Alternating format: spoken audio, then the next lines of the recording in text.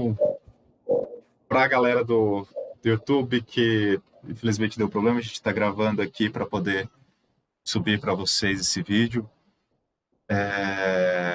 Vou pedir para a Lucinete, para o Flávio e para o Danilo se apresentarem. E aí a gente começa um pouquinho a nossa conversa sobre a comunicação em Libras.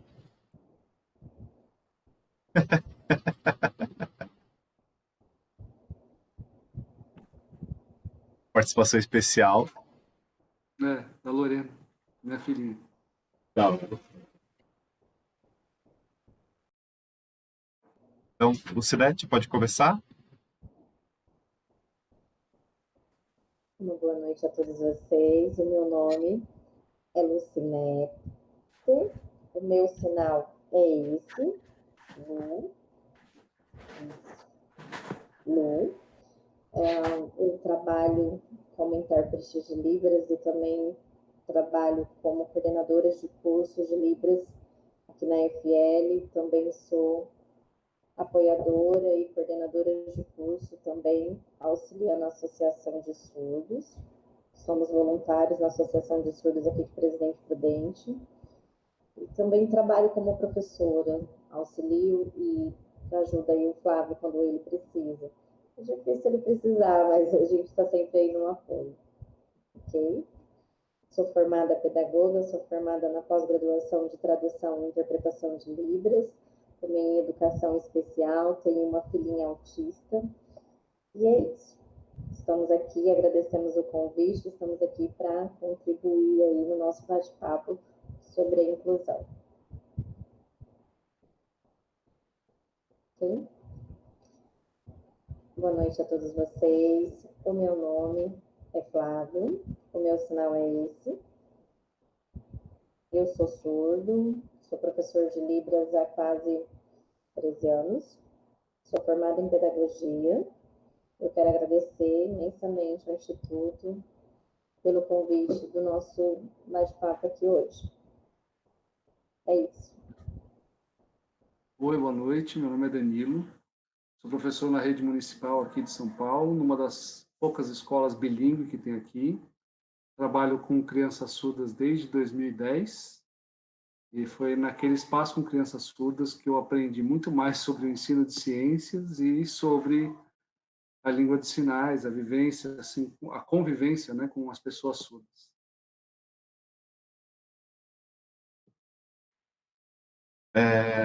Bom, então, começando aqui, né? Nós começamos falando sobre a questão da comunicação em sala de aula. Alguns alunos acabam abandonando a escola por conta da falta de comunicação na escola. Isso impede o desenvolvimento escolar do aluno. E por mais que tenhamos aí bons exemplos de pessoas que conseguiram se formar, que hoje são arquitetos, engenheiros, professores, enfim, todas as profissões que existem, a grande maioria não, mas muita gente, pelo menos, né, isso eu tenho certeza que eu posso falar, sofre com a falta de comunicação na escola, falta de possibilidade de comunicação, né? O cara não dá nem para falar que esse aluno teve um fracasso escolar porque não teve nem chance de sucesso escolar. Então, queria que o Flávio podia falar para a gente um pouquinho também da experiência dele, né? Danilo, se tiver comentários também, pode ir falando.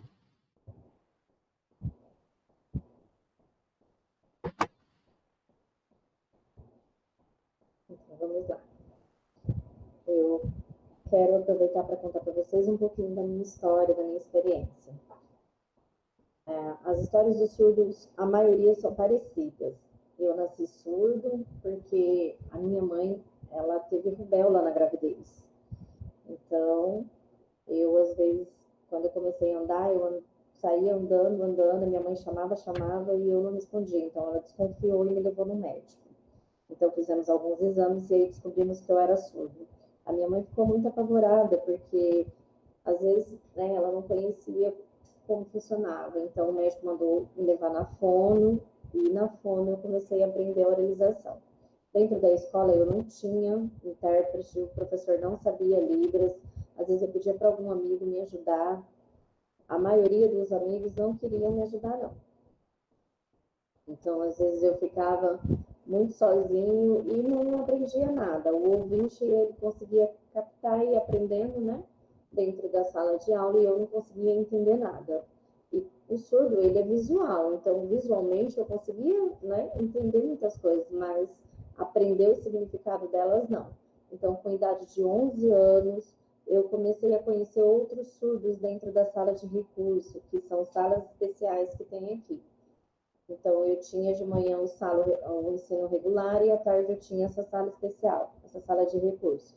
Então, o professor sabia Libras, ele me ensinava um pouco, me ensinava a escrita em português, me ensinava também Libras, e aí eu consegui me desenvolver. Eu me senti muito feliz por ter encontrado outros surdos como eu. Porque antes eu pensava, nossa, eu sou o único diferente aqui dentro desse mundo, parece que eu vim de outro planeta. Então, assim, quando eu comecei a ter contato com outros surdos, foi muito importante para o meu desenvolvimento. Eu fiquei muito feliz. Mas dentro da escola, ainda faltava, continuava a dificuldade. Por quê? Eu me formei, né, no terceiro colegial normal, fui passando em todas as séries. E aí os professores ficavam olhando para mim e falavam, coitadinho dele, ele é surdo, deixa ele passar, não tem problema. Foram me empurrando e eu fui até o terceiro, até o ensino médio. O que é muito errado, porque eles podiam cobrar de mim, eles podiam, né, me ensinar. Então, podia preparar uma aula ou pedir um intérprete, não sei, mas eles podiam fazer alguma coisa. Porque já tinha lei, né? Em 2002 foi que teve essa lei, agora há quase 20 anos, mas a lei ela é deixada um pouco de lado por algumas instituições. Então, às vezes o professor fala, né, nossa, eu não sabia dessa informação, eu não sabia que tinha direito ao intérprete, eu não sabia que tinha esse direito para o surdo. Então, eu fiquei atrasada e nós fomos perdendo muito tempo. Às vezes as pessoas pedem desculpa, inventam várias desculpas. Não é fácil. Para o surdo também não é fácil. O surdo, ele tem que continuar a luta dele é muito grande. Para conseguir hoje é melhor, mas a sociedade também precisa melhorar muito. Então, hoje, por exemplo, eu sou formando na faculdade, EAD, à distância. Tem um lado bom. Qual é o lado bom do EAD? Eu conseguia ler os textos. Eu li muito. E fui aprendendo as palavras, pesquisando no dicionário. E também eu fui pesquisando, perguntando para minha esposa qual o significado dessa palavra. Então, eu fui aprendendo muito também em relação à leitura. Me ajudou. Mas, por outro lado, não tinha intérprete na faculdade. Então, eu tive bastante dificuldade com essa adaptação. Mas, mesmo assim, nós fomos se adaptando. E aí, hoje, eu consegui me formar. Ufa, ainda bem. Agora, quando as crianças surdas, eu não quero que eles, né, tenham assim, a mesma experiência que eu. Eu sofri demais dentro da escola. Nós precisamos defender, nós precisamos se preocupar com essas crianças surdas, com o futuro delas. É muito importante que elas aprendam Libras também, para que as pessoas saibam Libras para se comunicar com elas. Por exemplo, ó, você mudou de país, você foi lá para a Arábia, por exemplo, levou uma criança pequena. E aí a criança não sabe a língua de lá, certo? E aí vai para dentro da escola sem saber se comunicar. Ela vai entender, ela vai se desenvolver igual? Não, ela vai ter muitas dificuldades. Imagina para o surdo. Também é muito difícil. Então é importante pensar, fazer uma reflexão, ter um pouco de empatia, para que a gente consiga ter essa troca de conhecimento justo. Essa live é muito importante, esse tema é muito importante para que a gente possa divulgar para a sociedade também, para que eles possam entender um pouco também e ver a nossa luta. Obrigada.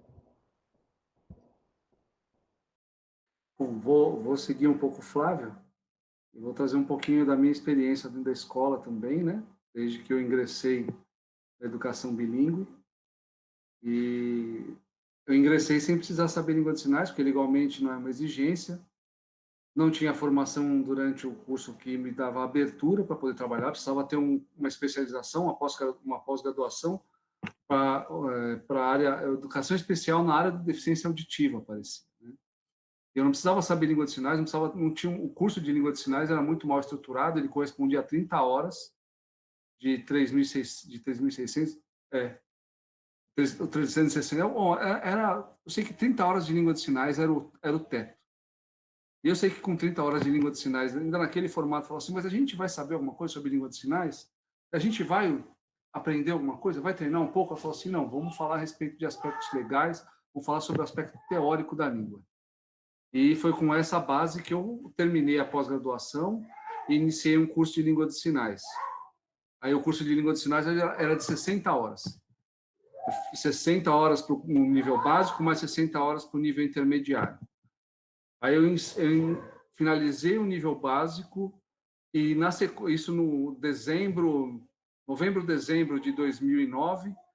Em fevereiro de 2010 eu estava ingressando na escola bilíngue, sabendo o mínimo de língua de sinais. E aí qual que era a grande questão para quem não sabia, né? Eu tinha uma base muito pequena sobre a língua. Pô, vou precisar ensinar terminologia, vou precisar ensinar termos científicos. Vou precisar ensinar algumas palavras que são usadas basicamente nos espaços onde é discutida a ciência.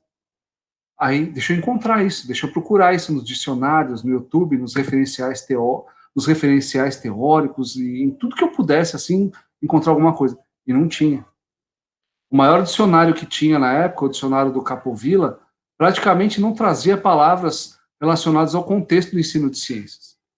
Isso não diz respeito ao professor Capovilla necessariamente, mas diz respeito a uma construção social, né?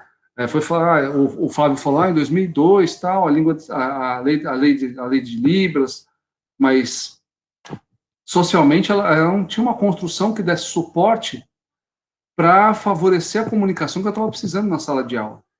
Então, era uma angústia. Chegava nas reuniões assim com os outros professores e falava assim, mas não tem sinal disso, não tem sinal daquilo. Eu preciso ensinar, como é que eu vou fazer para ensinar sem ter o sinal? Aí você descobre que o sinal, ou os sinais termo, ou os conceitos científicos, eles são frutos de diálogo. Né? Seja com pessoas do passado, através da leitura, seja com pessoas do presente, nas comunidades científicas.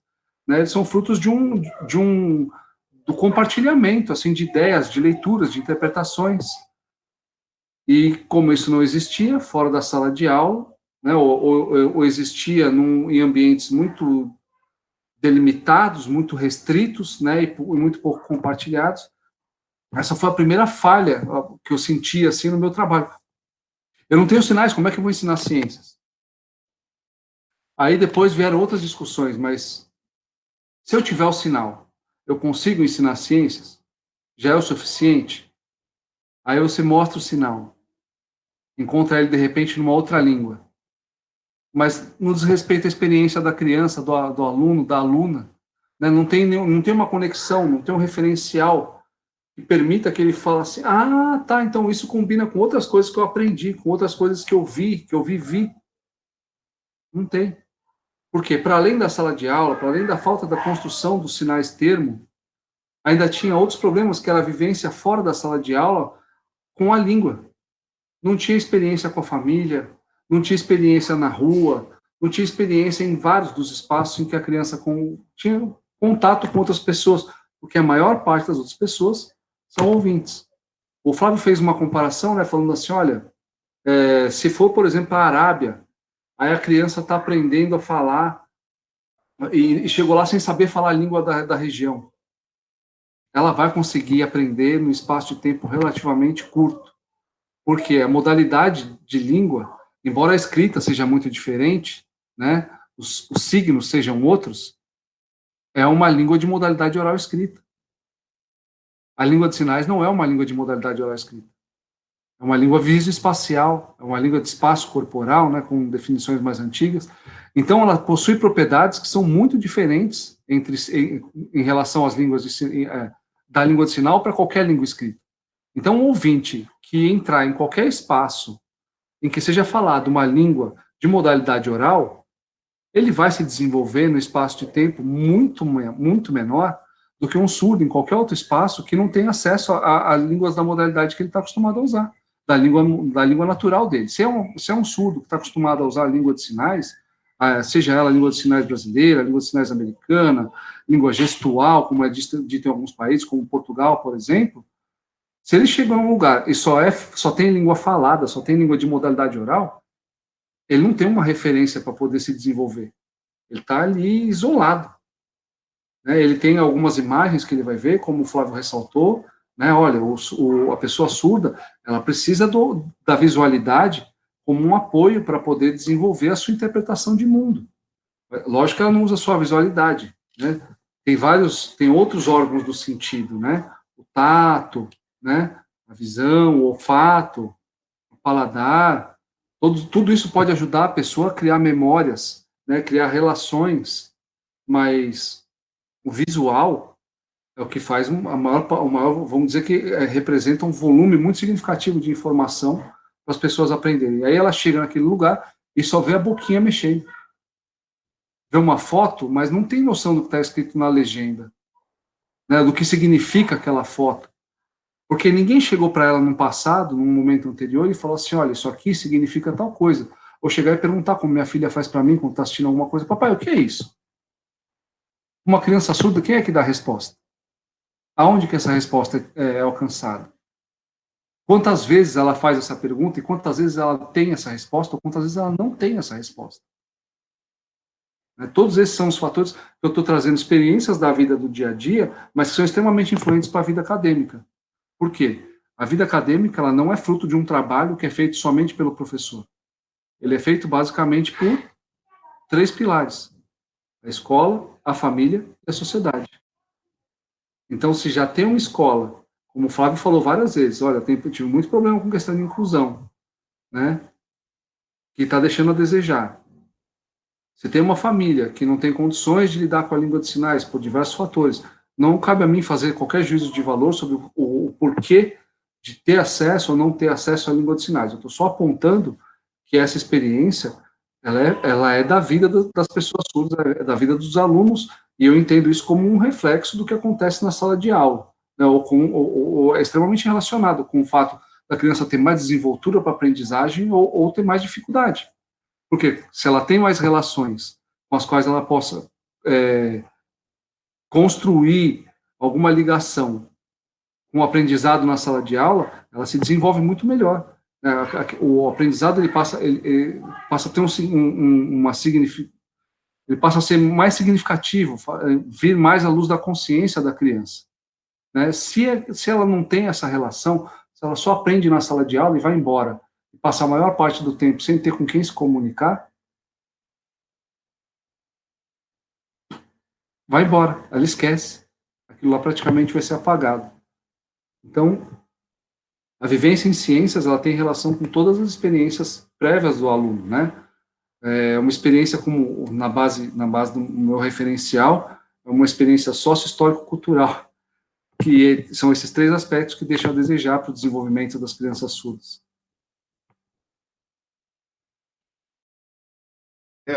Vocês falando aqui, né, pensando aqui um pouco, toda a nossa cultura dominante, digamos assim, ela é uma cultura oral, escrita, enfim. Mas ela te fala, traz sempre a fala. E como é que eu consigo mostrar para as pessoas, né, que é importante, no geral, elas saberem um mínimo de Libras.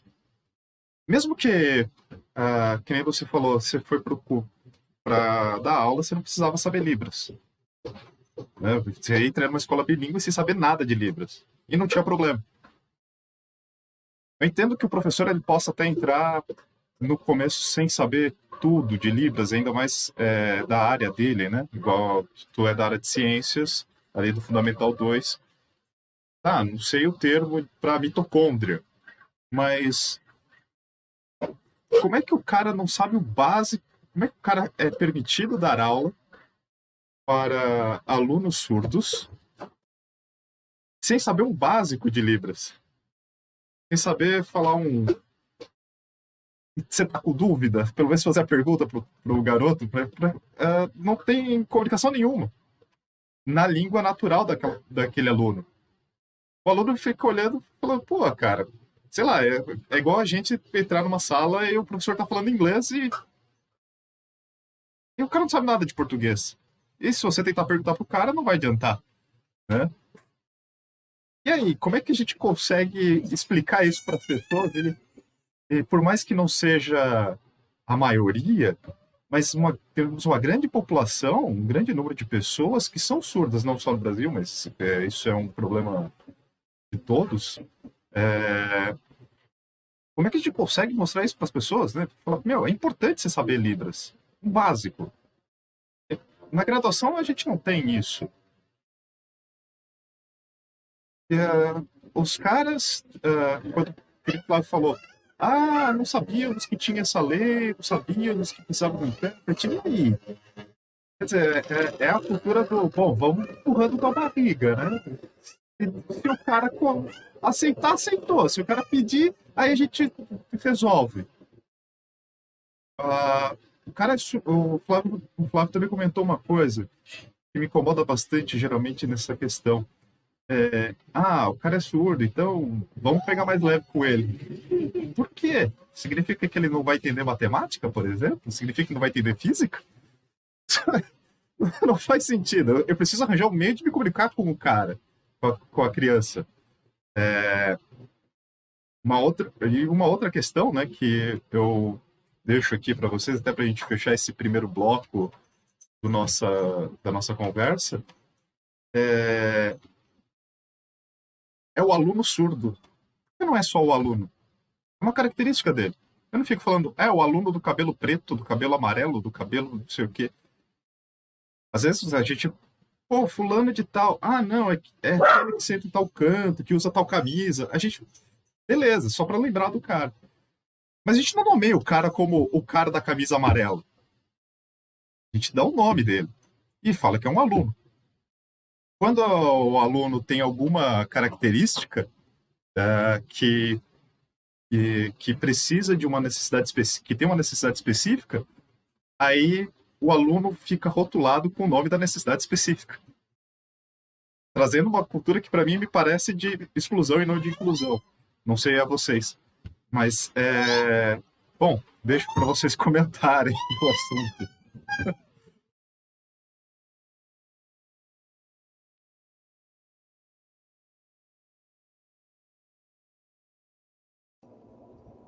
Tem que tentar aqui falar em dois juntos. Bom, na minha opinião, eu vou falar um pouquinho da minha experiência nessa área, tá? O Flávio, ele faz a leitura, então eu consigo conversar bem, ele consegue me entender bem, por questão do costume, tá? Mas eu vou tentar fazendo junto a tradução. Eu fui aprender Libras, porque eu sou instrutora de autoescola também, então eu trabalhava com a banca especial só, então as pessoas, às vezes... Lucinete, você prefere, desculpe, você prefere que... E aí perdeu a mão... Você prefere que se quiser, eu posso interpretar para ti. Por favor, eu prefiro. Eu não faço de mudar, eu não consigo. Vamos lá, para mim ficar mais claro. Então, eu tinha alguns alunos na autoescola, trabalhava com a banca especial, então, às vezes, as pessoas, né, perdiam uma perna, perdiam um braço, ou tinham alguma dificuldade de coordenação, então nós habilitávamos ela na dificuldade que ela tinha. Certo? E aí eu tive um aluno surdo. Quando ele chegou para mim, acredito eu, o pensamento da maioria das pessoas é, nossa, um aluno surdo, e agora? Como que ele vai dirigir se ele mexe com as mãos? Como que ele vai segurar o volante e mexer com as mãos? Isso não vai dar certo. Aí eu fui procurar um curso de Libras aqui na Universidade no Oeste e comecei a fazer isso. E o meu professor era o Flávio. Primeiro que eu já me assustei, assim, de primeira de encontrar um professor surdo. Nunca imaginei na minha vida que existiria um professor surdo. Surdo, para mim, na minha ideia lá atrás, era aqueles meninos que ficavam no sinal, vendendo aqueles papelzinhos de alfabeto. Chegava até ali, era a minha mentalidade no passado. né? Porque foi o que eu conheci. Nunca tive na faculdade, nunca tive nada disso. Eu sou formada em gestão comercial, tive várias experiências, mas assim, nunca tive essa experiência. Então, ali, claro, fiz o primeiro curso, né? Aí acabou acontecendo da gente conseguir se comunicar, nossa comunicação era por telefone, não tinha comunicação. Eu estava aprendendo o básico do básico, mas me motivou bastante para aprender mais. Então, nós fomos se desenvolvendo e aí, enfim, no resumo da história, nós casamos. Eu trabalhei como intérprete de Libras um doutorado para um surdo de Londrina. E, assim, foi uma experiência única. Única mesmo de... Primeiro que eu nunca imaginei que um surdo chegaria a um doutorado. Começa aí, né? Então, assim, com as experiências que eu fui tendo, a partir do momento que eu conheci o Flávio, ele foi me levando para tudo. Então, assim, ele participou de muitas aulas, era em várias áreas, né? Ele já participou de aulas de matemática na Unesp, ele já participou de aulas, né, no contexto de saúde, medicina e tal. Então, ele me levava para todas essas aulas junto. Então, eu aprendia, assim, junto com ele, pelo que ele ensinava. Tem uma professora aqui em Presidente Prudente que sempre levava ele desde pequeno para todas as aulas. Então, ele foi aprendendo também dessa forma. E eu vi, quando eu comecei a conviver com outros surdos que não fazia a oralização, foi onde eu vi a dificuldade. Eu fui chamada para interpretar um curso de técnico em farmácia. Vou entrar aí na área do que o professor Danilo falou em relação a como usar o conceito. Então, quando eu cheguei lá dentro desse curso, eu falei, meu Deus, técnico em farmácia, né, são muitos conceitos técnicos, como que eu vou ensinar um surdo que não é oralizado todos esses conceitos? Não tinha sinal. Quando tinha sinal, ela não conhecia o sinal. Então, foi muito difícil, o Flávio me ajudou muito. E claro que num bate-papo, explicando o significado de cada um dos conteúdos, dos conceitos, foi que nós conseguimos também criar vários sinais, eles, né, entre eles, e aí fomos, nos adaptamos, mas uma adaptação não é, na verdade, assim, o ideal, o essencial para conseguir trabalhar essa área. O ideal é que as pessoas aprendam realmente, né? E para que os surdos, como que eles chegaram, por exemplo, lá no ensino superior, com essa falha, com esse atraso de aprendizagem? Muitas vezes, muitos surdos, eles chegam lá no colegial deles, lá no ensino médio, sem estar alfabetizado, semi-alfabetizado. Então, é importante que os professores tenham essa consciência da necessidade, né, que a sociedade tenha essa consciência, porque é muito difícil. Muito, muito, muito difícil. As experiências, assim, foram grandes. E, assim, de conceito, de significados diferenciados mesmo. Nós, na nossa L1, na nossa língua portuguesa, nós trabalhamos com muitas gírias, muitas metáforas. E isso dificulta muito para eles. São coisas assim que hoje eu conto como piada, mas são situações muito complicadas de passar. Eu imagino que o surdo ele tem que ter assim uma garra dobrada por conta da falta dessa acessibilidade, né?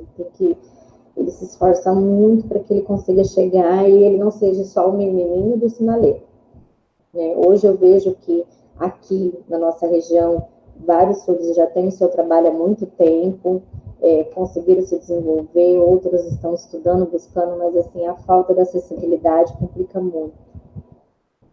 Essa ponte, que para eles seria o professor saber Libras ou ter um intérprete, influência dentro da sala, é algo assim, muito de extrema necessidade e importância. Mas é isso, no contexto nós vamos chegando lá, né?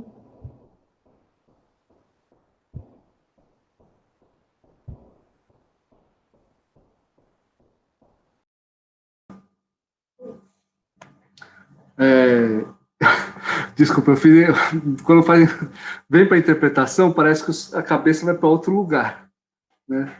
Aí você se de trazer resumidamente as duas perguntas. Não.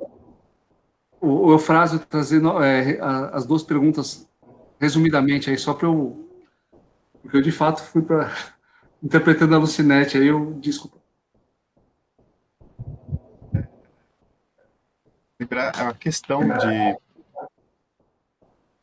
primeiro, o pessoal entender a importância de saber a língua de sinais, né? Entender que é necessário, que nem você entrou na escola e não era necessário saber língua de sinais. Já lembrei Bom, de fazer essa parte. A segunda, ah, até, até deu branco agora. É... Ai, caramba. vou tentar responder nessa primeira parte, aí Responde você... aí. Que eu fui falando e aí eu emendei uma outra pergunta. Então, vamos lá. Como a gente conversou antes, né, tem uma questão, e que é muito significativa, a questão estrutural na língua, né? Se a gente está falando, a forma como a gente desenvolve as leituras em língua portuguesa, em línguas orais, é diferente de como a gente desenvolve na língua de sinais. Então, um exemplo que é muito usado, o gato comeu o rato, né? Várias vezes eu já usei isso, e vocês trouxeram essa questão novamente. Provavelmente o Flávio também já lidou com isso nas aulas, ao sorriso dele, de quem já conhece essa história. A Lucinete também já deve estar cansada de saber. Mas a questão é de você conseguir construir um contexto, né, onde as coisas possam adquirir uma certa dinâmica. Né? Você coloca os referenciais e depois você atribui movimento. E você precisa ter consciência. Essa é uma parte inicial da construção, porque a partir daí é que você começa a contar uma história, você começa a desenvolver um processo, você começa a atribuir um sentido, né, para aquilo que está sendo discutido, para aquele que é o objeto da discussão, né, aquilo que é o objeto da aprendizagem, o que é que seja. Ou, por exemplo, né, por que o gato comeu o rato é tão relevante, principalmente no ensino de ciência? Para a gente poder discutir, por exemplo, a questão de presa e predador, né, para a gente poder discutir cadeia alimentar. Veja só um negócio muito louco. Vamos ir além dessa história da cadeia do gato comer o rato, né? Se a gente colocar o gato comer o rato numa cadeia alimentar e a gente não pensar na estrutura da língua, o rato continua no lugar e o gato vai ficar sem comer, ou o gato desaparece. Quer ver? Veja só, o sinal de cadeia alimentar, se eu fizer ele de qualquer jeito.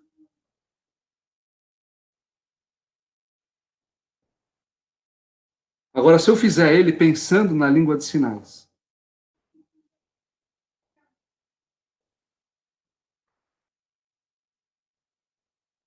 ou eu vou sempre.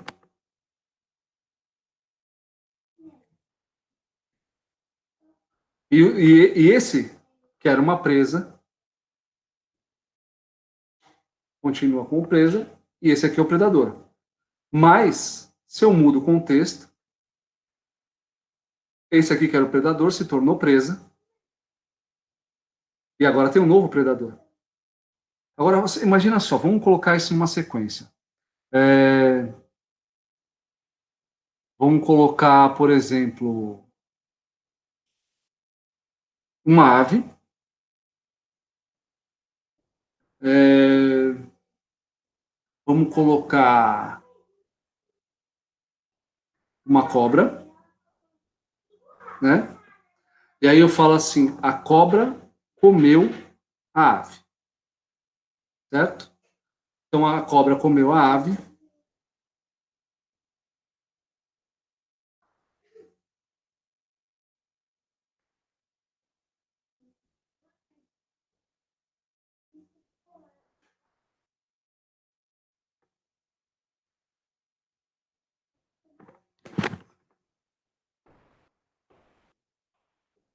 Já foi. Agora, o que pode acontecer? Se eu faço isso numa estrutura de língua portuguesa, a cobra comeu a ave. A ave está aqui. Ela não morreu, ela está aqui, ó. Na estrutura de língua de sinais, a cobra...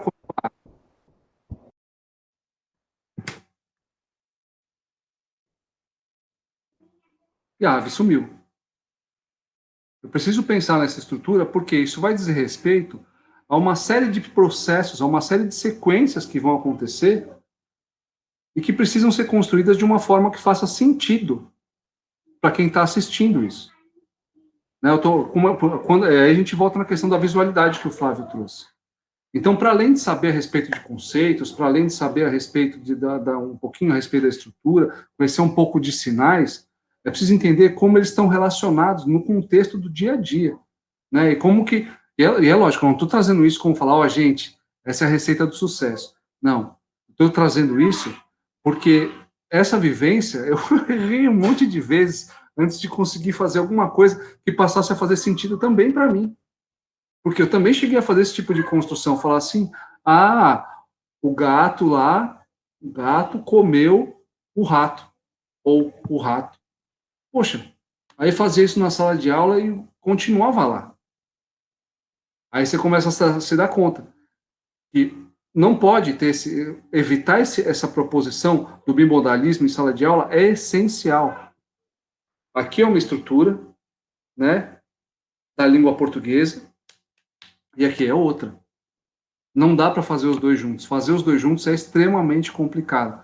Exige uma reestruturação que pode ser feita na língua portuguesa. Mas para a língua de sinais, depende muito de com quem estiver falando. Inclusive, quer ver um outro exemplo? Eu levei esse sinal, né? Presa e predador. Né? Essa é a presa. Presa. E esse aqui é o predador. Agora, se eu levo isso para discussão com crianças, será que eu vou usar esse sinal? Será que eu preciso, por exemplo, a Lucinete, ela começou falando a respeito das expressões faciais. Então, eu reforço nas expressões, como que eu vou tentar fazer esse tipo de compensação, né? No caso, lá na escola, os alunos preferiram substituir, eu também precisava respeitar um pouco isso, porque era um sinal que eu estava trazendo de outro país para o Brasil. Então, eu estava fazendo, olha, presa e predador, assim. Aí um outro aluno virou e falou assim, comeu. Ou, não, desculpa. Esse aqui era morreu. E esse aqui é o que comeu. Então, foi assim que eles construíram. Para eles, isso aqui era presa, é o que morre. E esse aqui, que come, é o predador. Né? E, então, eu estou trazendo, para além do que você perguntou, né? Olha, o quanto é importante trazer esse tipo de discussão da língua de sinais para o dia a dia dos professores, né? Para quem vai aprender um pouco mais sobre como lidar com as questões da educação de surdos, para além de aspectos de adaptação da aula. Né? Pensar na aula, já, olha, eu tenho pessoas com perfis diferentes, tenho pessoas com questões diversas na sala de aula. Eu tenho diversidade, né, na sala de aula. Então, eu preciso considerar essas linguagens, essa possibilidade. Em determinado momento, eu vou comunicar de uma forma, no outro de outra. Vou ouvir bastante o que está sendo dito, ou vou ver bastante o que está sendo sinalizado, melhor dizendo, né, para poder desenvolver um diálogo com mais gente. E aí, essa questão que eu trouxe olha, gente, qual sinal que a gente vai usar? Eu trouxe esse, e aí o Vitor, na época era o meu aluno que trouxe esse sinal, o Vitor trouxe esse aqui, comeu. A gente vai usar qual? Esse sinal que eu trouxe era indicado para toda uma comunidade surda, mas da Escócia ou da Inglaterra. E lá na escola, eu perguntei qual que a gente usa. Os alunos preferiram usar o sinal que o Vitor trouxe. E aí a gente deu continuidade para os diálogos usando aquele sinal. Por quê? Ele estava mais de acordo com o desenvolvimento daquele grupo, daquela comunidade, daquele espaço. E ficou muito mais acessível. E aí você vai descobrir depois, né, com o uso, que surgem outros problemas. Né? Por quê? comeu, morreu, como que isso vai mudar o sujeito depois, ao longo do tempo? Como que a gente enquadra isso na cadeia alimentar? Parece tudo muito simples, mas no dia a dia, essa complexificação ela vai aumentando. Né? No dia a dia, você coloca isso numa teia alimentar, os aspectos são completamente diferentes. Né? Você vai complexificando mais os sinais, o contexto de interação, né? Você vai criando uma rede maior. E aí, mais diálogo, mais gente interagindo para poder responder os problemas.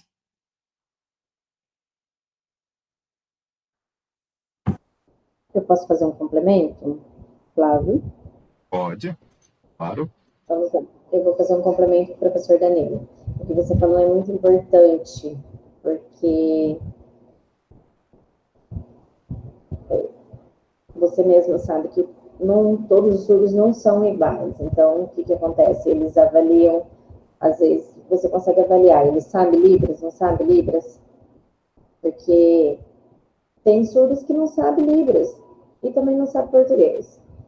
Às vezes, tem surdo que sabe só Libras e não sabe português. O outro surdo sabe só português e não sabe Libras. Então, é necessário fazer realmente essa avaliação para depois, né, ter uma ideia, uma estratégia, igual você teve com o professor Danilo, que usou uma ótima estratégia, né, para poder explicar e eles poderem decidir ensinar. Eu lembro que, no passado, quando eu era criança, quando eu fui ensinar as crianças também na associação, e aí eu tinha várias crianças surdas, e aí nós fomos ensinar matemática. E eu ficava pensando, eu vou tentar ter algumas ideias. Então eu fiz uns desenhos, por exemplo, igual o Chaves, sabe? Eu fazia 5 maçãs, comia uma, quantos ficou? Aí eu ficava pensando assim, como que eu vou fazer, como que eu vou interpretar isso para o surdo? Então eu fazia os desenhos das 5 maçãs, e aí eu mostrava para o surdo as 5 maçãs, certo? E explicando para ele, 1, 2, 3, 4, 5. Ok, temos 5 maçãs. E aí eu peguei e comi. E aí eu mostrava na expressão e usava uma dinâmica mais leve, mais de brincadeira, para que eles conseguissem entender. E, nossa, olha, eu comi uma, e quantas ficaram? Então eu trabalhava bastante com a expressão para que eu conseguisse para me conseguir motivar eles a aprender. Então não vai ser só aquele ensino maçante de explicação. Realmente é muito legal ter as brincadeiras, porque eles são visuais, eles conseguem entender melhor. É isso.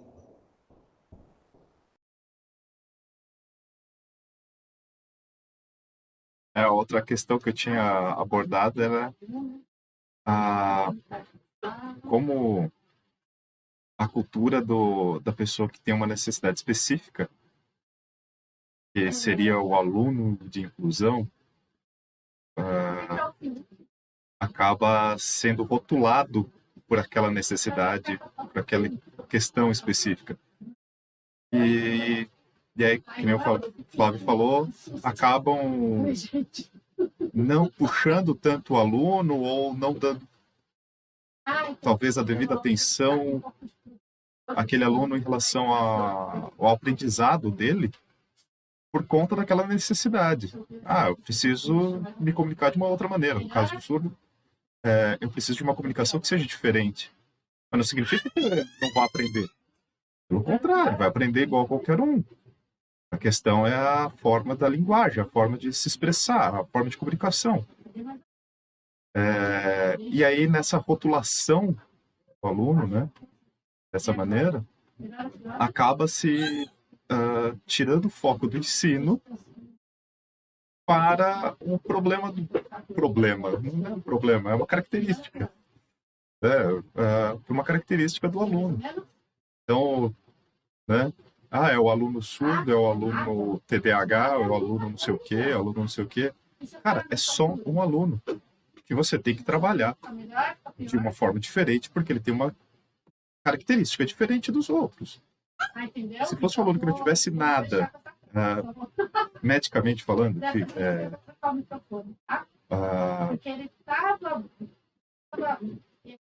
só que um aprende mais rápido matemática, o outro aprende mais devagar. Eu nem ia estar falando, o aluno rápido e o aluno devagar. Eu estou falando, não, ali eu tenho um aluno que vai muito bem e tal, eu tenho um outro aluno que ele tem uma certa dificuldade, então eu preciso fazer um material um pouco diferente para ele e tal. Pronto, acabou, resolvido o problema.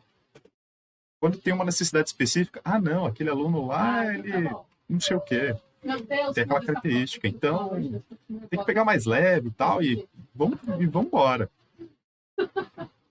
Não faz sentido. Ele não tem capacidade de aprender. Ele só precisa de um material diferente, só precisa de uma dinâmica diferente, igual tu mostrou aqui. A dinâmica de conversa é outra, né?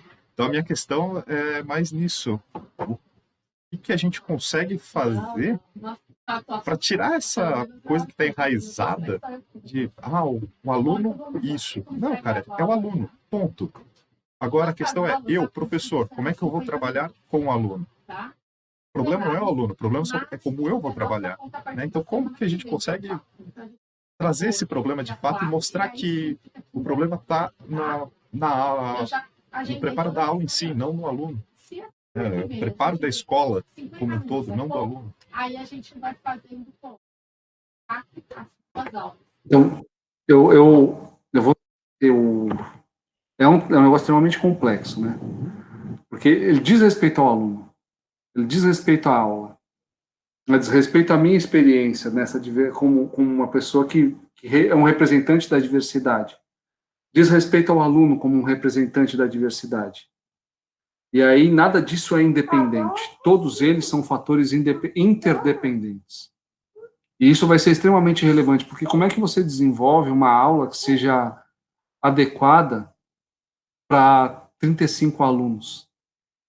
Né? Você precisa ter um parâmetro, você precisa ter um caminho, mas você precisa ter flexibilidade com esse caminho. Ele tem que ser como se fosse uma árvore. Né? Você tem um tronco principal, mas você precisa conseguir acompanhar cada uma das ramificações, cada um dos galhos, e precisa conseguir voltar para o galho principal. Né? Você precisa conseguir voltar para o caule, né? Para a sua base, para a sua raiz. Né? Como você falou, e como o Flávio também estava falando, tem surdos que sabem língua de sinais, tem surdos que não sabem. Tem surdos que sabem língua de sinais, mas não são fluentes. Tem surdos que são extremamente fluentes. Né? Tem surdos que são oralizados. E todos eles chegam na escola em algum momento da vida. Tem surdos que chegam na escola sem ter contato com a língua de sinais no 6º, 7º, 8º, 9º ano. A gente teve um aluno surdo na escola com 65 anos no 6º ano. Nunca tinha ido para a escola. E você tem que lidar com todas essas pessoas e com uma perspectiva de ensino que diz respeito à relação que a gente tem com ele e da relação que a gente tem com o colega dele e da relação que a gente tem na sala de aula com todo mundo. Né? É um eterno ir e vir. É o tronco, que é a nossa base, e é ele que faz com que a gente consiga descobrir alguma conexão entre todos nós. É extremamente complexo. E, de certa forma, eu acho que a escola assume um papel extremamente importante, mas a escola não deve ser a única responsável. Né? Por isso que eu falei, a gente precisa considerar que toda a educação está relacionada com um tripé: família, sociedade e escola. Se a gente não tem família, se a gente não tem a sociedade, a escola vai ser responsável por uma parte muito importante. Não deve se omitir, né? Deve assumir o seu papel, mas também precisa reconhecer o seu limite. O que eu consigo fazer? Né? Virar e falar assim, olha, o professor ele vai conseguir lidar com a educação do aluno como de qualquer outro aluno. Não. Se a gente está falando de questões de especificidade, o fato de uma pessoa ser surda vai dizer respeito a muito da experiência dela nas questões de aprendizagem. O fato da pessoa o fato dela ter qualquer característica precisa ser levado em consideração, né? E isso vai aflorando ao longo do caminho, né? Para qualquer caminho, para qualquer coisa que seja, falar assim, a criança ela já nasce com a identidade surda. Não, a criança não nasce com a identidade surda.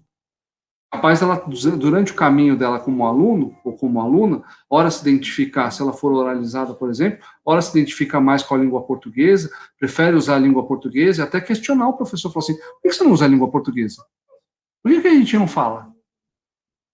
E o outro aluno virar e chegar e perguntar para você, mas por que você está falando com ele em língua portuguesa e comigo você usa só a língua de sinais? O que você falou para ele? O que você falou para ela?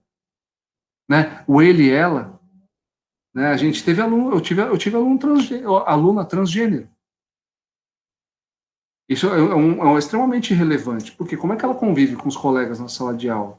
Como é que os colegas, como é que nós, professores, lidamos com essas pessoas na sala de aula? Tudo isso é relevante. Então, como lidar com isso diz respeito ao diálogo do dia a dia. Como que a gente faz para ouvir essas pessoas, ou ver a comunicação com essas pessoas e entender o que elas estão dispostas a trazer para o nosso dia a dia e saber o que a gente também pode levar para o dia a dia com elas. E está aberto, né? É um diálogo extremamente complexo, mas que está na sala de aula o tempo inteiro, porque, como a gente falou, os alunos são diversos. Para além de terem o cabelo daquela cor, um cabelo maior, um cabelo menor, uma vez conversando com um camarada, e esse é um exemplo que para mim foi muito louco, né? Fala, pô, sou um cara de classe média, estudei em escolas de classe média, e ele cresceu em escola pública. E aí a gente conversando, fala assim, chegou um cara com cabelo estranho na escola. Quem era o cabelo estranho? Aí você vira e fala assim, para mim o cabelo estranho era o camarada que chegava com o cabelo blackão. Aí ele vira e fala assim, não, para mim era o cara com moicano. E aí você se identifica no processo e fala assim, caramba, como eu convivi com o racismo? Como eu lido com esse racismo? Como ele se reflete na minha perspectiva? E como se reflete na perspectiva dele? Porque aquilo para ele era completamente normal. E moicano, para mim, de repente, era o normal. Era uma manifestação mais comum nos espaços onde eu estava. E aí, como que eu faço para poder... não é uma questão de aceitar, uma questão de dialogar, uma questão de conviver, de compartilhar, tanto para saber o que são as experiências dessa outra pessoa, quem quer que seja ela, né? E como eu faço para me tornar também alguém que seja importante, interessante para esse outro. Né? E é lógico, eu tenho que considerar que tanto ser interessante para ele deve ser levado em consideração, ou para ela, ou para quem quer que seja, também preciso considerar quem sou eu, né? Falar assim, olha, o que eu faço, o que eu posso fazer.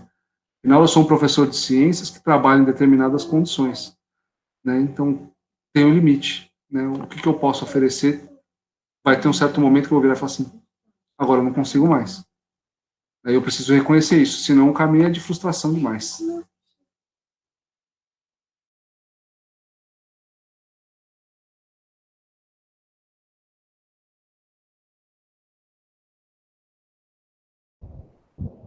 Vou fazer mais um complemento, um minutinho.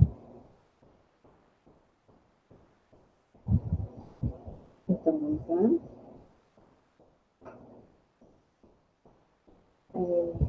Eu concordo plenamente com você, professor. Eu concordo plenamente com você que nós precisamos, né, se preocupar com o quê?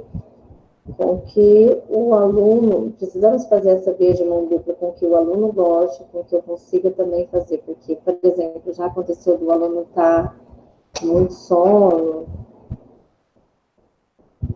ter baixa visão, o aluno ter baixa visão, e aí nós fazemos uma prova, e com a letra muito pequena, e eu precisava ter lembrado que a aluna precisava da letra maior, certo? Eu precisava fazer uma adaptação nessa aula, nessa prova. Aí a aluna falou, não precisa. Aí eu falei, não, vamos esperar que nós vamos fazer a sua prova. Não precisa, faz a prova junto com todo mundo. Eu só quero que a letra seja maior, eu posso fazer a prova junto com todo mundo. Eu ofereci para ela fazer a prova separada da turma. E depois eu fiquei pensando, já aconteceu com professores querer também fazer comigo, me dar a prova sozinho. Eu não podia fazer a prova junto com a minha sala de ouvinte, porque eu era diferente. E eu ficava pensando, nossa, eu me senti muito excluído mesmo. porque precisa combinar um dia para mim fazer a prova sozinho, só porque eu sou surdo. Então, nós temos que refletir realmente e fazer a coisa certa. Dentro da sala, precisamos ter essa inclusão, fazer adaptação, fazer tudo da forma correta para todo mundo. É muito importante fazer essa reflexão, realmente é muito importante.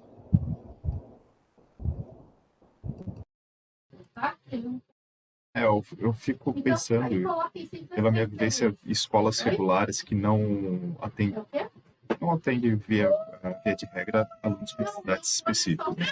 É isso. O aluno público-alvo da educação espacial não vão para essas escolas que eu acabei lecionando, ou leciono, enfim. Mas geralmente os professores, as conversas, né, se são turmas sem necessidades específicas, um diálogo, a gente conversa com o aluno, vê o que ele quer e tal. Mas quando tem... Eu tive alguns alunos de necessidade com algum tipo... Eu não estou conseguindo te ouvir.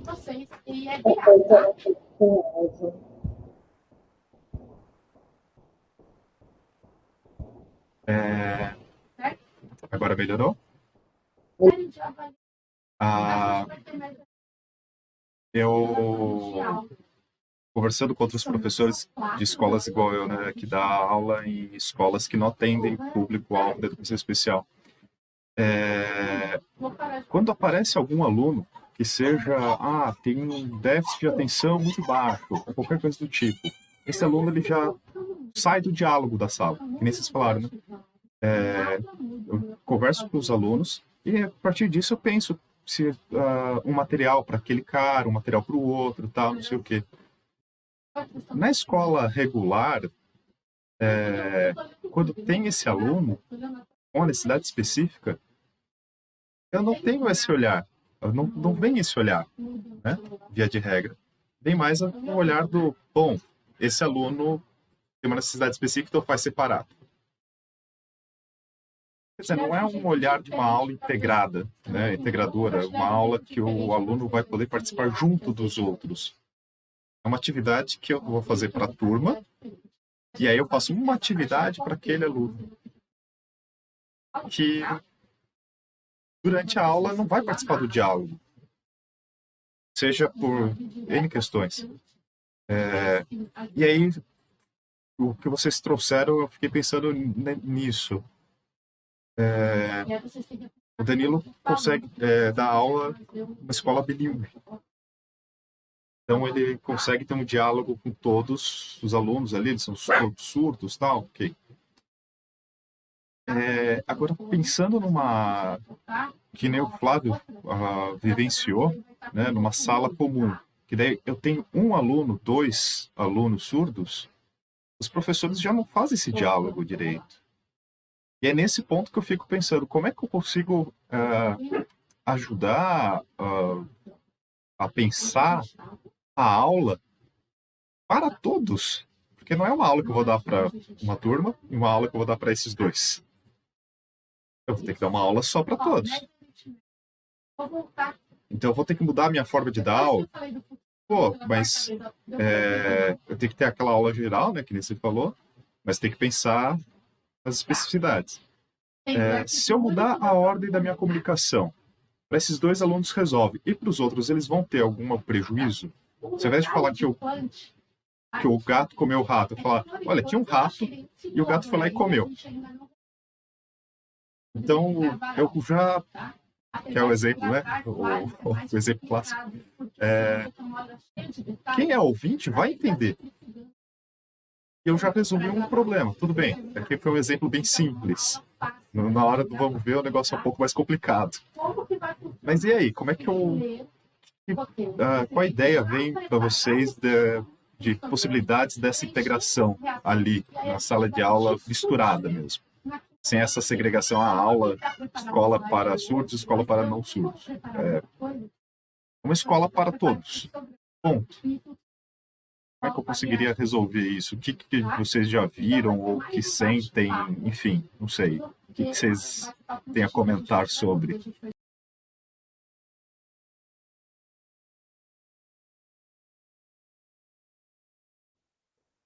Então, acho que a questão é amostragem e diálogo. A gente não consegue, a gente falar assim, ó, o que eu falo para a turma vai ser ouvido da mesma forma por cada uma das pessoas, vai ser visto da mesma forma por cada uma das pessoas. Por exemplo, vamos pensar em pessoas surdas que estão ali assistindo a intérprete, né, dando sentido para a fala do professor. Elas estão observando a mesma coisa? Elas estão entendendo a mesma aula? Né? Se eu partir desse princípio que eu falo e que a mensagem que eu estou passando é entendida da mesma forma por todo mundo, eu estou descaracterizando uma série de relações que existem entre as pessoas, né? Porque as mensagens, elas... Essa questão que você falou, né? Da história da pessoa e tal, Há um sócio-história contexto, cultural. né? Cada palavra tem um sentido, cada palavra vai remeter a uma série de conexões, né, sociais, históricas, culturais que a pessoa já tem. Então, cada uma delas vai construir a aula ao seu próprio modo. A questão fica, então, não só no que eu estou pensando e não só no que a pessoa está pensando, mas como que a gente faz para saber o que essa outra pessoa está pensando. Eu não vou conseguir fazer isso com todo mundo todo dia, em sala com 35, 40 alunos. Mas eu tenho que ter consciência de que hoje, por exemplo, eu sentei com o grupo da primeira fileira. Fui lá e fui conversar com cada um mais individualmente em algum momento. Na semana seguinte, eu vou fazer isso com o pessoal da segunda fileira. Mas eu tenho 3 aulas na semana. Então, no primeiro dia eu fiz uma conversa individual. Na outra eu fiz uma conversa mais em grupos menores. Em um dia eu fiz uma conversa mais coletiva, né, para que as pessoas... E nas conversas coletivas, o que eu faço? Eu começo a perceber lideranças.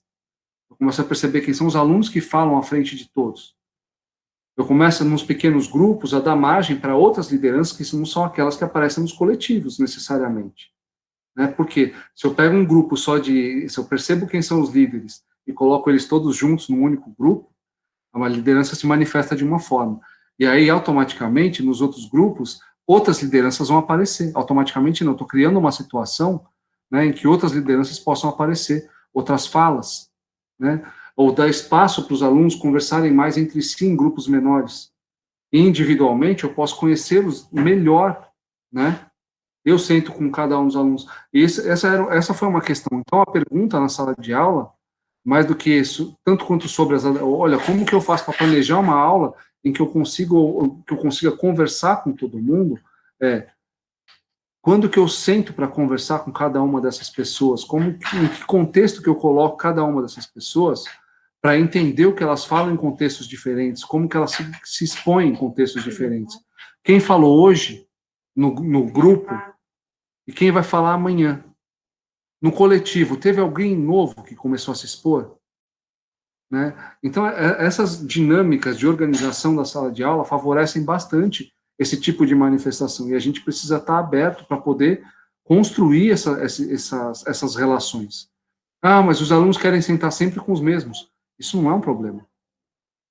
É um problema se a gente tiver alguém nos grupos que nunca fala, que eu nunca ouvi falar, que eu nunca vi falar.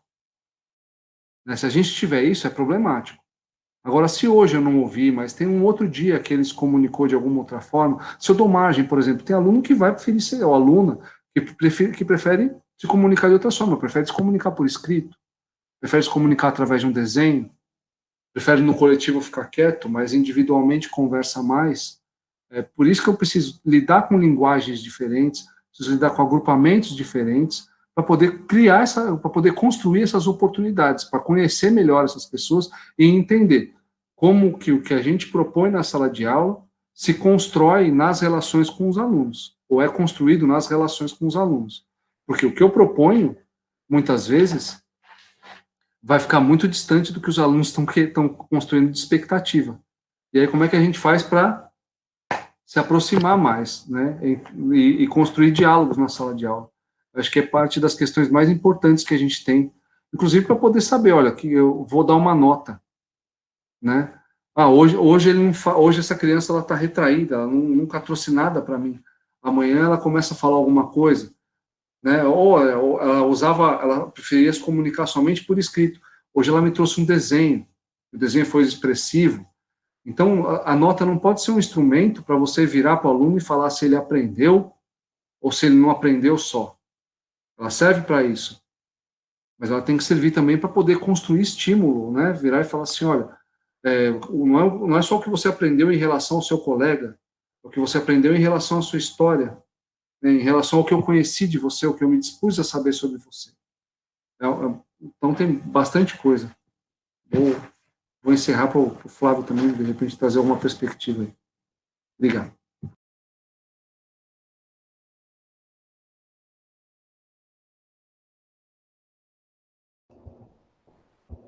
Tá ótimo, consegui entender bem claro.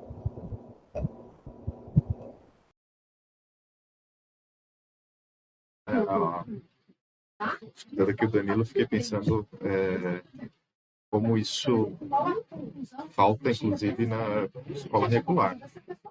Sim. Os alunos que, teoricamente, que não têm necessidade específica. Uma vez eu vi a entrevista na TV, o rapaz falando um pouco sobre isso, enfim. Se vocês quiserem fazer alguma consideração final. Não? Eu queria trazer uma coisa. Mas o Flávio quer falar antes?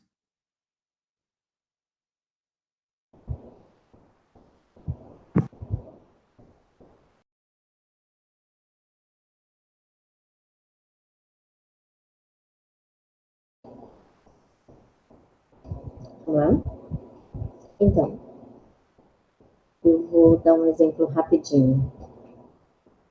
O médico, ele estuda lá 6 anos, certo? Ele estuda aquela área geral, contexto geral. E aí ele estuda mais 2 anos com foco, certo? Vamos lá para o oftalmologista. Tá. Ele estuda com foco específico. Então, nós pensamos o quê? Falta dentro do curso de formação. E aí eu penso, é uma ideia minha. Por exemplo, se dentro de um curso de pós-graduação, que tenha 1 ano, 1 ano e meio, dentro da pós, ensina num contexto geral, todas as disciplinas, mas eu penso que, na minha ideia, precisava ter realmente também um foco. Por exemplo, um foco de ensino para surdo para matemática, um foco em ensino para ciência, para cada disciplina. Porque, por exemplo, eu fico triste porque realmente não tem. Na pós, a gente trabalha muita teoria, tem muita teoria, e aí as pessoas não conseguem, os professores acabam ficando apavorados e não conseguem ensinar. Então, se nos cursos de formação, já para formação, tivesse um foco específico, seria muito importante. Os professores do futuro conseguiriam se desenvolver e conseguiriam ter essa atenção para trabalhar com os ouvintes surdos, com os alunos surdos e com os ouvintes. Seria muito legal. É só uma ideia final. Eu concordo bastante com o que o Flávio trouxe, inclusive o meu ponto é em relação à última discussão recente, né, sobre uma política também recente de educação especial que foi trazida, né, como lei e tudo mais, de falar assim, olha, e aí casa perfeitamente com um sinal de inclusão, né, tá aqui e aqui, fala assim, olha, então, por exemplo, as crianças com autismo, né, falar assim, olha, onde vão entrar as crianças com autismo? Elas vão entrar nas escolas de educação especial. Não estarão mais com as crianças com as crianças, com todas as outras crianças. Você vai ter um grupo de crianças com autismo dentro de uma escola específica, ou um grupo de crianças com síndrome de Down, ou um grupo de crianças surdas, ou um grupo de crianças cegas, cada uma delas em uma escola diferente. Elas têm uma diversidade que diz respeito à humanidade, né? E a cegueira, ou a surdez, ou o autismo, ou qualquer que seja a característica, é parte dessas características, é parte de ser humano, né? Mas você vira e fala assim, ó, esse grupo de seres humanos vai ficar aqui porque eles aprendem assim. esse grupo de seres humanos vai ficar aqui porque eles aprendem assim. E esse outro grupo vai ficar aqui. E aqui está o grupo do que a gente chama de normal. Essa foi a mais recente discussão que surgiu sobre educação especial, sobre o que a gente pretende enquanto escola. E aí o que a gente está propondo, de fato, é virar e falar assim, ó, tá vendo esses grupos? Faz assim, ó. Abre. E depois mistura. Vamos ver o que essas pessoas vão fazer juntas. Né? Se a gente entende, se a gente discute a educação numa perspectiva de interdependência e fala assim, meu camarada, eu não aprendi nada sozinho. Eu aprendi num contexto. Né? Eu aprendi com a minha família, eu aprendi com os meus amigos, eu aprendi com a rua, aprendi com a escola, aprendi com a televisão, aprendi com tudo isso. Então, eu preciso que as pessoas estejam juntas. E aí, se eu não consigo conviver com pessoas que estão, de alguma forma, em algum outro nível de relação comigo, o que acontece com os diálogos?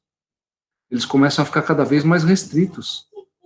Né? Se a gente não sabe, por exemplo, a gente teve vários momentos aqui no nosso discurso, a gente pausa para pensar assim, como que eu falo a respeito de tal grupo? Como que eu falo a respeito daquele outro grupo? Eu vou chamar esse pessoal de surdo-mudo? Eu vou chamar ele de ceguinho? Se em algum momento eu tive contato com um cego, ele vira e fala assim, não é cego. Não, cego não, meu nome é Joaquim. Não, surdo-mudo não, eu sou só surdo, mas na verdade o meu sinal é tal. Né? E aí entra aquilo de falar assim, olha, as especificidades elas são extremamente importantes, mas elas são especificidades dentro do contexto da identidade, que não diz respeito a um único elemento. A identidade, ela diz respeito a uma série de coisas que faz com que eu seja quem eu sou e que cada um de nós seja quem é. Se eu virar e falar assim, ó, minha identidade diz respeito ao Danilo professor, mas eu também gosto de andar de bicicleta, também sou pai, também sou filho, sou um monte de outras coisas. Ele fala assim, não, agora você vai discutir só com quem é professor, sua vida agora é só com quem é professor. Como é que eu vou saber o que é ser pai? Como é que eu vou saber o que é ser marido? Como é que eu vou saber o que é cozinhar? A escola, de fato, lida com tudo isso. Como é que eu vou andar de bicicleta, por exemplo? O professor vai me ensinar a andar de bicicleta, são as coisas que eu gosto. Então, eu preciso falar assim, não, ó, eu pegar todos esses grupos e falar assim, olha, nesse grupo com quem eu ando de bicicleta tem pai, tem marido, tem filho, tem todo tipo de gente.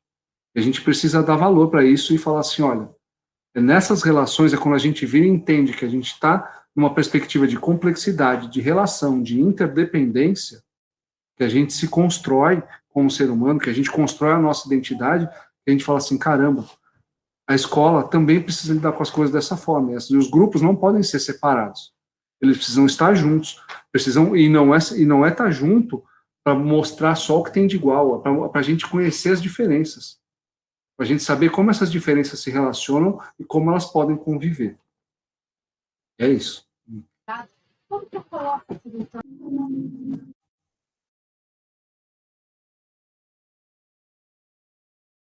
Eu faço essa linha meio Fico onduladinha. lembrando de alguns trabalhos que eu fiz em sala de aula com alunos que eram... eu não tive alunos com surdo ou com uma outra questão assim, mas que destoasse tanto. Mas tinha aqueles alunos chamados inclusão, que acabava ficando lá, né, no canto. Eu lembro que eu peguei e falei, meu, não é possível. Eu sentava do lado do cara, o cara fazia tudo. O cara manjava, o cara falava. Chegava na prova, o cara não colocava nada. Eu falei, meu, fui lá e fiz uma atividade, até copiei de um conhecido do Danilo também, o Cristiano. Peguei e fiz uma atividade de poema, explicar a ciência através de poema. Saiu coisas fantásticas. E um outro trabalho que esse aluno, inclusive, que todo mundo falava que não dava para nada, eu pedi que fizesse um trabalho durante um ano, para eles apresentarem no final do ano, trabalho sobre ciência, o que eles quisessem. O moleque fez um dos melhores trabalhos da escola sobre lixo espacial. O cara sabia tudo de foguete. sabia tudo da física do foguete, como que o negócio volta, qual é a tecnologia que o cara usa para poder reutilizar aquele módulo. O cara manjava muito. Quer dizer, como que a gente está ensinando ciências, matemática, a gente pensa em atingir todos e falar, fazer atividades diversas e tal, mas de repente esse aluno, por exemplo, que tinha, eu nem sei, até hoje eu não sei qual que era o laudo que ele tinha, só falava que tinha um laudo. Não lembro se falaram qual que era a questão, mas ele fez um baita trabalho. Era um cara que podia não ter aquele estudo formal, mas tinha estudado bastante para ter feito aquele trabalho que ele fez. Então, qual é a comunicação que a gente faz com o aluno, de novo? Eu não preciso. Nesse caso, não era nenhuma comunicação diferente igual Libras. Era só a forma de passar a matéria, só a forma de passar o conteúdo. Então, eu fico pensando nessa questão. Como é que a gente se comunica não só em questão de Libras, mas em questão de formas. Formas. A gente tem ainda muito a ideia de usar a palavra falar para comunicar, né, no lugar de comunicação. Igual o Flávio talvez escute, olha, eu falando errado de novo. O Flávio às vezes recebe a comunicação de fala, Flávio. O Flávio ele se comunica através de Libras. Ele não se comunica através de fala. Eu me comunico através de fala, mas me comunico também escrevendo. São formas de comunicação, né? Enfim. Não sei se vocês têm mais algum comentário final do final, mas eu lembrei disso com vocês falando e achei que seria interessante expor também, que para pensar não só no... Às vezes fica falando tanto do específico, da necessidade específica, e às vezes a necessidade específica está mais próxima da gente do que a gente pensa.